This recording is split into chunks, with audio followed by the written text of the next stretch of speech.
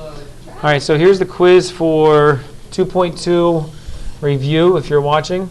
These will be the quiz topics here: sigma notation, writing a sum using sigma notation, adding rational expressions, positive and negative angles in unit circle, along with function composition. Now, we won't review all those on the quiz. We'll just do these three. So sigma notation is the new thing there. Adding rational expressions should be out to review, so we'll see how you do. This is what the problems are going to look like on the quiz. So expand sigma notation. We would have something that looks like this. You have to expand this. Remember that the bottom of the index is where we begin and the top is where we end. We're only substituting whole numbers and we're adding each piece in between.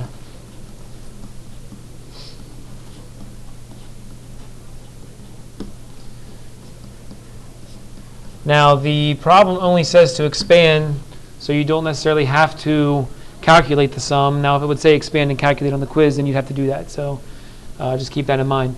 Second piece here gives you a sum and wants you to write it in sigma notation. Now we have to be careful here because the dot dot dot insinuates that there's some missing pieces here. So we're always going to start with our sigma. The width is part of this, so we're going to put that out in front. And then the argument's going to be made up of an equation to represent that sum. So what we want to first try to recognize is what part of that sum is not changing, and that would be the base of 2. The exponent is the only piece that's changing, and then we need to write an equation for how exactly it is changing. So it appears as though that exponent is changing by 0.3 each time. That would be your growth. So this is nothing more than writing a linear equation. We can say that it begins at 2, which makes our index begin at 0. The only tough part here is trying to determine where it ends. There's a couple options. You could list them out if you wanted to. So we'd have a 2.9 and a 3.2 here that's missing. And count them: 0, 1, 2, 3, 4, and 5. Of course, there's another way to do that, and that would be by letting your equation equal 3.5